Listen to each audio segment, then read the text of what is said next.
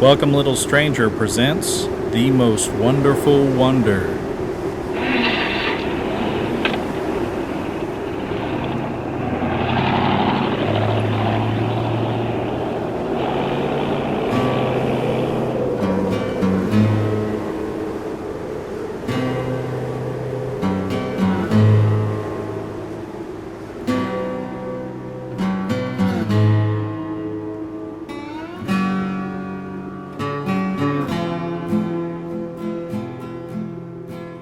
Jump in for a joyride down history's back roads, past bizarre spectacles of tragedy, folklore, and strange true tales.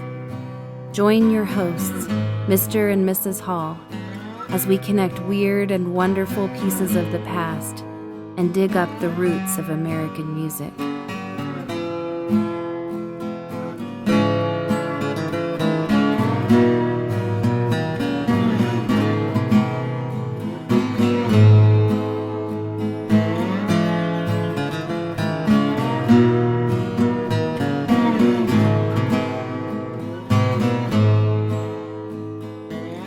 In The Flood Part 1, we took you from the flooded hills and hollows of Kentucky, Virginia, and Tennessee in 1957 to Boston's North End during the Great Molasses Disaster of 1919, and then traced the ugly history of molasses from the colonial slave trade of the 1600s all the way to 1930s prison work camps on the banks of the Brazos River in East Texas. Join us now as we continue our trip in The Flood, Part 2. Now a culinary anachronism, molasses was once a pantry staple in the United States. In kitchens in both the North and the South, it was used to flavor and sweeten baked beans, chowders, meat dishes, cornmeal mush, and even vegetables. Resourceful cooks made use of the cheap sweetener in a multitude of baked goods such as cookies, breads, cakes, puddings, fruitcakes, and pies. German-speaking immigrants to the U.S., known for their hearty cooking, concocted a sweet dessert sometimes called country molasses pie. More like a coffee cake in a crust than a pie, a crumb layer of flour and sugar mixed with butter or lard floats inside a gooey molasses filling that, depending on its ratio to the crumb layer, marks the pie as either wet bottom or dry bottom. This unusual pie can still be found on the menu at restaurants and bakeries all over Eastern Pennsylvania, where it's called Shoo-fly pie, a name, it's speculated, that came from the sweet syrupy pastry's tendency to attract flies. Shoo-fly pie, an apple pan, Dowdy makes your eyes light up, makes your tummy say howdy. Shoo-fly pie, an apple pan, Dowdy, I never get enough of that wonderful stuff. Shoo-fly pie, an apple pan, Dowdy makes the sun come out when heavens are cloudy. Shoo-fly pie, an apple pan, Dowdy, I never get enough of that wonderful stuff. Mama, when you bake, Mama, don't want cake, Mama, for my sake, go to the oven and make some other lovin'. Shoo-fly pie, apple pan, Dowdy makes your eyes light up and your tummy say howdy. Shoo-fly pie, an apple pan, Dowdy, I never get enough of that wonderful stuff. The descendants of those German-speaking immigrants and their famed cuisine can still be found in the eastern United States and parts of Canada, where they're known as the Pennsylvania Dutch. During a 100-year period beginning in the late 17th century, immigrants, primarily from what is today southwestern Germany, but also those of Dutch, French, Moravian, and Swiss ancestry, came to the U.S. seeking religious freedom. Established by William Penn as a refuge for Quakers, the colony of Pennsylvania offered the prospect of religious freedom to other groups. The first of these early settlers, a group of Mennonites and Quakers, founded the village of Germantown in northwest Philadelphia County in 1683. Then, as now, the Pennsylvania Dutch were primarily Lutheran or Reformed, but also counted many Anabaptist, Quakers, and some Catholics among them. The name Anabaptists refers to their belief in delaying baptism until the candidate confesses his or her faith in Christ, rather than baptizing infants who have yet to develop a sense of agency. They follow a simple lifestyle, separated from the world, and are known as plain people, or plain Dutch, as opposed to the fancy Dutch, who were more assimilated into the mainstream of America. Over many years, the dialects of these assorted immigrants eventually coalesced into a unique dialect called Pennsylvania German, or Pennsylvania Dutch. However, it should not be confused with the Dutch people of the Netherlands or their language. Here, the word Dutch is derived from Deutsch, the German language word for German. At one time, it was spoken by more than a third of Pennsylvanians, and while it has mostly died out in favor of English, Pennsylvania Dutch is still in use by more traditional Anabaptists, such as the Old Order Mennonites and Old Order Amish.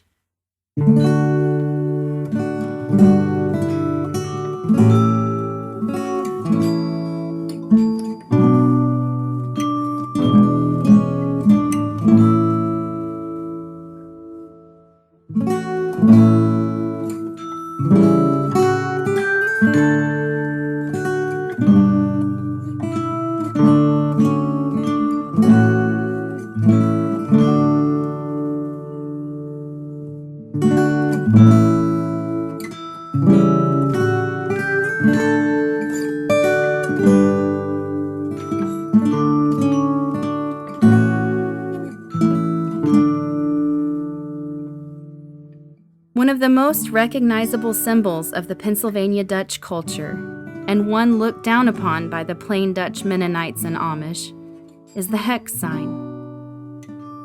These folk art forms, practiced by the fancy Dutch, grew out of the fracter folk art tradition. Fracter are highly decorative, illuminated manuscripts, such as birth and baptismal certificates, marriage and house blessings, and book plates that feature motifs such as birds, hearts, tulips, and other floral elements paired with calligraphy. Sometime in the mid-1800s, with paint produced with chemical pigments becoming more affordable, the farmers of the Pennsylvania Dutch country began to paint their barns. Imaginative folk artists saw an opportunity to translate the fracture patterns they had been working in ink and watercolor to a larger canvas. Barn paintings, typically in the form of stars and circles, hexagons, or octagons, began to dot the Pennsylvania countryside. At the art form's peak in the early 20th century, barn painters incorporated symbols such as stars, compass roses, hearts, tulips, trees of life, and stylized goldfinches, known as distelfinks, into these hex signs, which were often reminiscent of the geometric patterns of quilts. Some view the signs as talismans, infused with powers of luck or protection, while many believe they are entirely decorative, or, in the dialect, just for nice. There are a few theories as to their exact source, but hex signs may be of pre-Christian Germanic origin, with some scholars tracing their roots, along with the barn styles they often adorn, to the Alpine Germans. And it is this history that in recent years has inspired neo-pagans and Germanic heathens to create their own hex signs, incorporating other pre-Christian signs and symbols as talismans for folk magic. Other scholars take a decidedly more down-to-earth stance, viewing the designs as nothing more than colorful symbols of ethnic identification, perhaps originating in defiance of government attempts to suppress the Pennsylvania German language during the 19th century. Whatever their ultimate meaning or intent, these folk art emblems are known by an unmistakably mystical appellation. Though they had already adorned barns in southeastern Pennsylvania for 3/4 of a century by the time Wallace Nutting published his book Pennsylvania Beautiful in 1924, it seems there was no consensus on what the signs were called. Straightforward pedestrian names like Star or Flower were quickly forgotten after a farmer interviewed for the book used the term hexefoos in his description of the symbols. Hexefoos, in the Pennsylvania Dutch dialect, means witch's foot.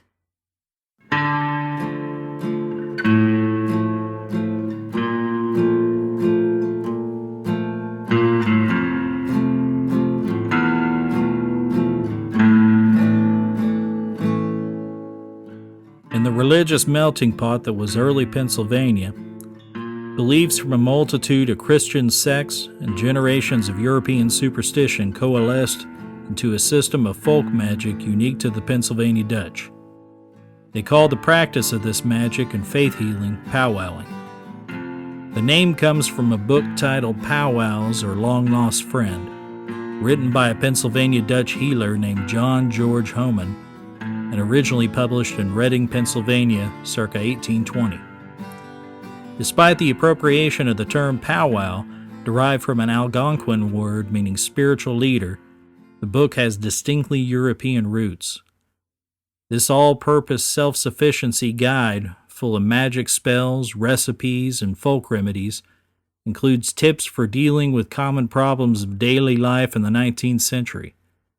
The formulas combine Christian prayers, magic incantations, and simple rituals to cure medical and veterinary ailments, and to offer protection from theft and various dangers, including weapons.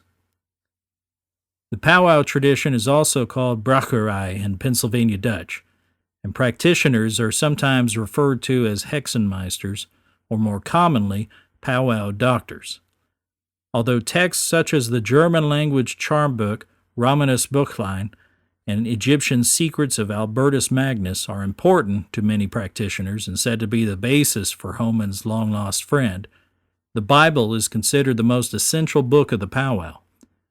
Indeed, a belief in Christianity is a necessary foundation on which to practice powwow magic. A magical text attributed to Moses, titled the 6th and 7th Book of Moses, contains a passage that offers believers a justification for mixing powwowing with Christianity. It reads, "One thing must not be omitted in conclusion, and that is, we must first become Christians before we can perform cures by Christian methods. Very few are really Christians who call themselves such. They are only Christians in name and appearance. The art of healing, according to scriptural principles, deserves special mention in this place in more than one respect, not only because something truly magical takes place therein, but because scriptural healing is often regarded as the only true one. The principles of this art of healing have been fully established according to certain declarations and doctrines of the Bible. Should a person find himself or a member of his household suffering from hysterics, worms, ulcers, boils, mortification, inflammation, blood loss, skin rashes, warts, or any other of a host of ailments, powwowing offers a recipe or magical remedy. On the agricultural front, there are instructions for dealing with worms in cattle and beehives and pole evil in horses, making grazing cattle return home, preventing the Hessian fly from injuring the wheat, and preventing cherries from ripening before Martinmas. Powwow magic can assist in protecting you from rabid dogs, wicked or malicious persons, and all manner of evil, while also keeping your gun barrel free of rust. One can even be assured of winning at cards if he ties the heart of a bat to his right arm with a red silken string. Many consider powwow to be an Americanized version of English cunningcraft, with the majority of its spells and charms deriving from medieval Catholic charms against illness and witchery. In the rural agricultural society of early America, misfortune of all varieties might be explained by witchcraft, when an individual might use malevolent power against the persons, livestock, or property of their neighbors. People and animals fell ill, cows ceased to give milk, hens stopped laying, and guns missed their mark at the will of a witch. In the daily struggle for survival, any one of these could be devastating to a household. You needed protection. That protection often came in the form of a Himmelsbrief, or heaven's letter. The Himmelsbrief was a type of letter or testament carried on a person or hung in the home for protection against evil people and deeds. For the Pennsylvania Germans, these letters from heaven were powerful directives, sent to earth straight from God and his angels. The letters took many forms, from a self-penned version stuck in one's pocket to elaborately decorated certificates in the Frachter tradition.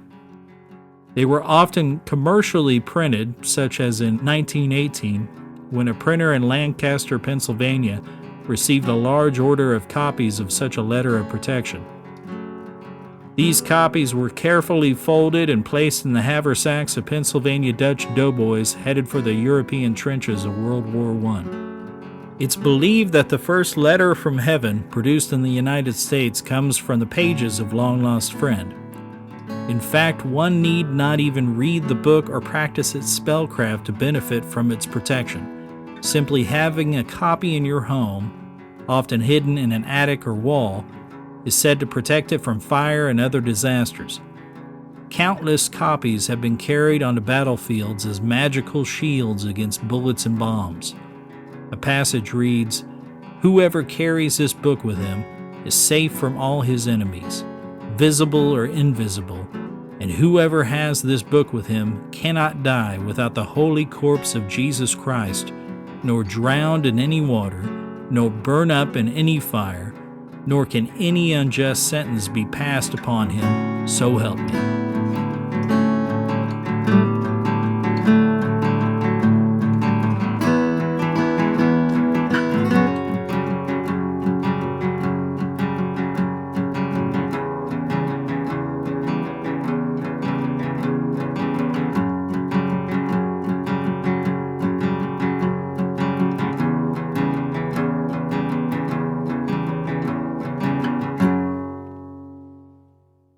It's the winter of 1900, and a tall, 30-something Pennsylvania farmer has just consulted his long-lost friend for a charm. Like he's done many times before, Nelson Rehmeyer is powwowing on behalf of a neighbor in need. This time, he's working to cure a 5-year-old boy of opnema, or take-off, a wasting away attributed to a hex, but more likely caused by malnutrition or undiagnosed illness. The boy's father has brought him the 8 miles from home to Rehmeyer's Hollow in York County because his own attempts at powwowing away his young son's malady have proved fruitless, and this serious giant of a man, known as the Witch of Rehmeyer's Hollow, is a noted folk healer. He tells the boy's father to have the child urinate into a pot before the sun rises, boil an egg in the urine, and then prick 3 holes in the egg shell with a needle. Once this is done, he is to place the egg on an anthill. The ants will slowly eat away at the egg, and only then will the patient be healed. The powwow doctor's magic works, and by the following spring, little John Blymeyer has improved. What Nelson Rehmeyer doesn't know is that by saving this small boy's life, he is setting in motion the events that will eventually lead to his own death.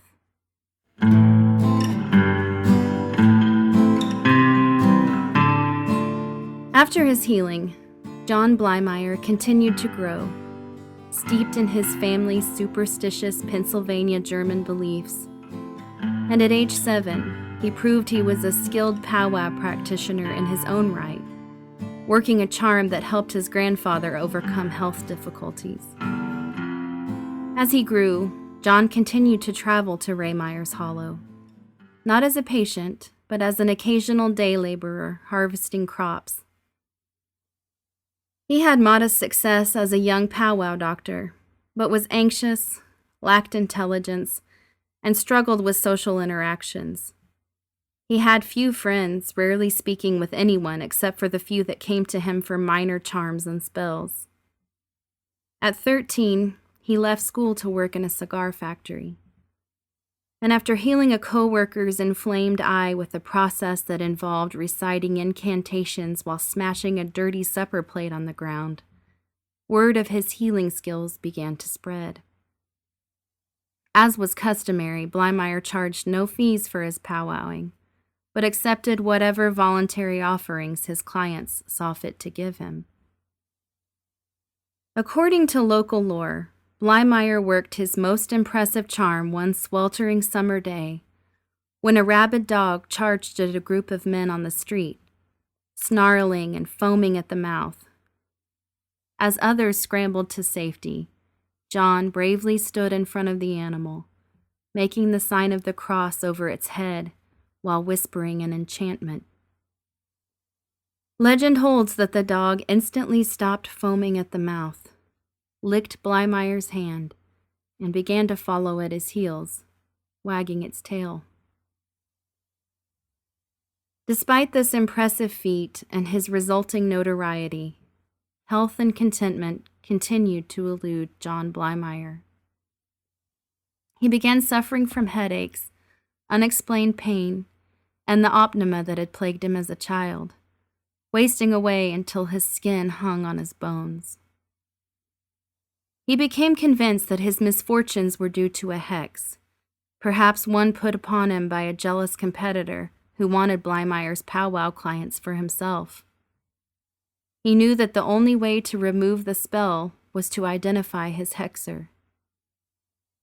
He drifted from rooming house to rooming house, working odd jobs, and spending most of his money consulting other witches about how to lift the curse. At one of these rooming houses, he became acquainted with the landlord's daughter, 17-year-old Lily. Things began to look up for John, and in a short time, he and Lily were married. Happiness looked good on him. His sunken cheeks filled out, he found steady work, and he grew his powwow clientele. For a while, it seemed the curse had been lifted, and his tribulations were in the past. But happiness was not to be for John Blymeyer. Lily bore a child, a boy, who lived only a short 5 weeks. A second baby came prematurely, dying after 3 days. The grief sent John's physical and mental health into a downward spiral. The headaches returned. He lost his job. The hex was back. Desperate, he consulted the witches again, visiting a powwower named Andrew Lenhart as many as 20 times. With a reputation as a powerful witch who often recommended murder as a solution to spells cast by his clients' enemies, Lenhart told Blymeyer he'd been hexed by someone he knew quite well. Paranoid and half-crazed, his suspicions turned toward his own wife, and he became increasingly violent. Lily had reason to be worried. In 1922, after receiving similar advice, one of Lenhart's other clients shot and killed her husband as he lay sleeping, believing him to be the source of her pain. Lily obtained a judge's order to have her husband mentally evaluated. His obsession with hexes and magic was enough to have him confined to the state mental hospital, and Lily filed for divorce. After 48 days, Blymeyer escaped. Not with force or under cover of night. He simply walked out the front door, returning to York and his old job at the cigar factory in 1928. It was there that he met 14-year-old John Curry, a troubled young man from an abusive home that thought maybe he, too, was the victim of a hex. United in misfortune, the two became friends, despite the fact that Blymeyer was twice Curry's age. That summer of 1928, convinced that a dark cloud of supernatural origin still hung over his head, Blymeyer sought help a county over in Marietta, Pennsylvania, on the banks of the Susquehanna River. After several sessions with an elderly powwower named Nellie Knaupt, also called Nellie Knoll, known locally as the River Witch, the source of the hex was revealed.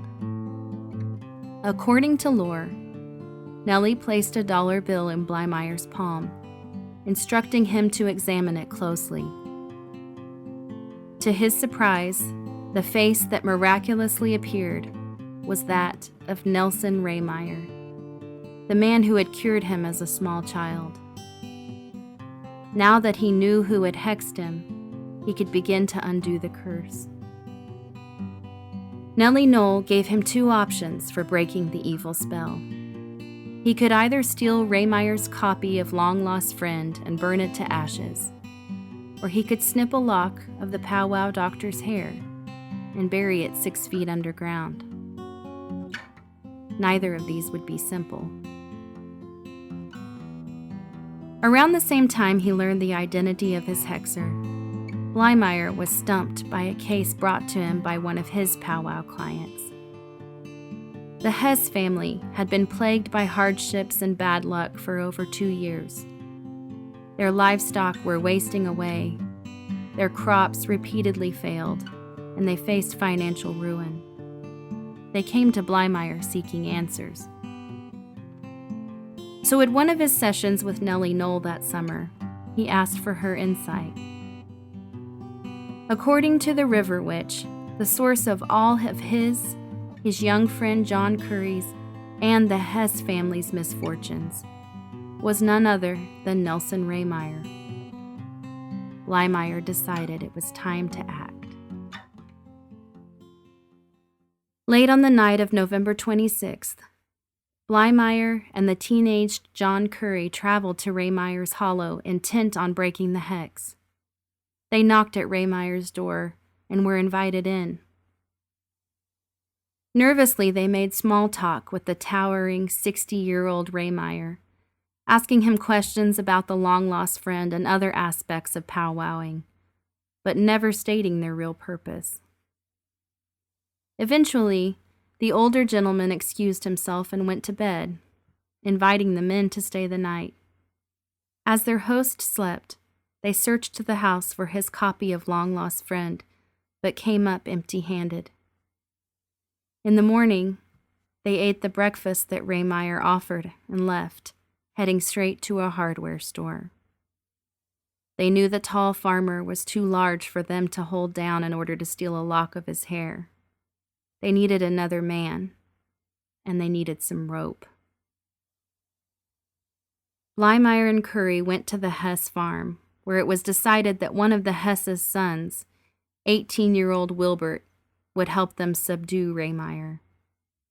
The next evening, November 27th, the trio arrived at Rehmeyer's kitchen door. Once again, the powwow doctor invited them inside. The exact details of what happened next are hazy, but we know there was a struggle. The men tied Rehmeyer to a chair and strangled him, beating him with a piece of wood until blood poured from his ear. Whether killing him was part of Blymeyer's plan all along, or things just spiraled out of control, Nelson Rehmeyer breathed his last breath just after midnight. The killers tore the house apart, taking what little money they found, which amounted to less than $3. They never found the long-lost friend. Dousing the body in lamp oil, they set it alight and ran from the hollow, expecting the scene of their misdeeds to be consumed by fire.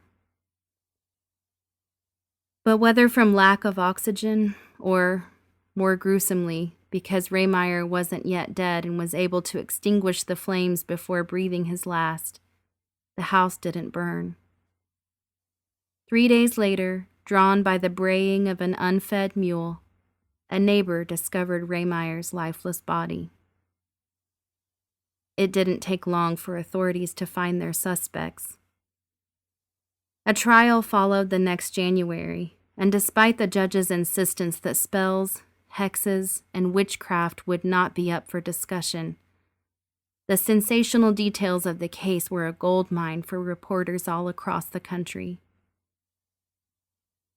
A curious public was now privy to the insular, superstitious world of the Pennsylvania Dutch and the mysterious spellbook that guided their folk magic beliefs. Under intense scrutiny from shocked Americans, most of whom had no idea that these old world ways had persisted into the 20th century, the folk practices of the Pennsylvania Germans were quickly labeled witchcraft by the press. The trial changed the way the public saw the Pennsylvania Dutch and altered the way powwowing was viewed even among those within the culture. A campaign was begun by law enforcement officials, doctors, and educators to root out what they saw as archaic superstitions and dangerous beliefs. Various local officials attributed any unexplained deaths to powwowing, and during the trial, the York County coroner claimed that the deaths of 5 children in the previous 2 years could be attributed to their parents seeking magical cures from powwowers instead of needed medical care. The next day, the New York Times reported this shocking revelation under the headline, "Death of 5 Babies Laid to Witch Cult." When the whirlwind trial was over, Blymeyer and young John Curry were found guilty of murder in the first degree and sentenced to life, while Hess was given a 10 to 20-year sentence for second-degree murder. For his part, Blymeyer was unremorseful and largely uninterested in the trial proceedings, testifying that he felt much better with Rehmeyer dead and his hexer's hair, indeed his entire head, buried 6 feet down, as Nellie Knoll had instructed. He was released on a commuted sentence after serving 23 years and went on to live a quiet life as a janitor. His young accomplices served time and were also released, each becoming law-abiding citizens, leaving that fateful night in Hex Hollow, as the place came to be known, far in the past. You can plainly see how my mother, she is cursed, and a curse on me, and my friends who've borne much worse.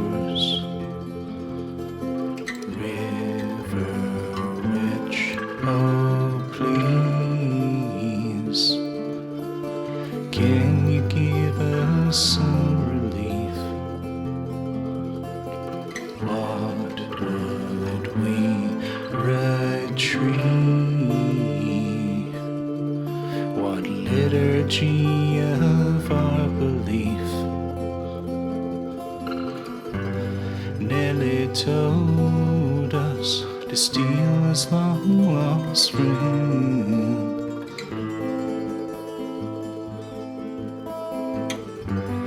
Bring a lock of hair, and thus a curse shall end.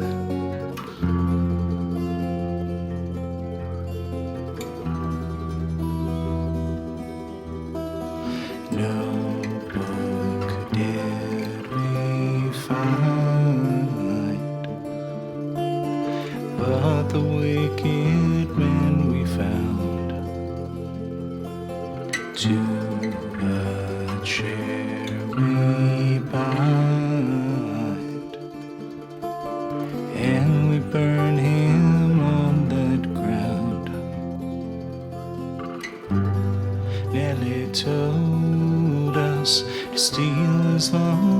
was ruined.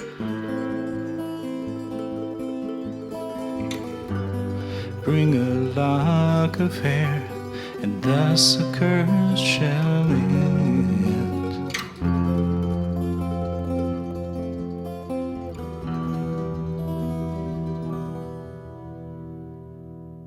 From the flooded hollows of Kentucky to one forever marred by magic and murder in southeastern Pennsylvania, our histories and our stories are connected in innumerable ways.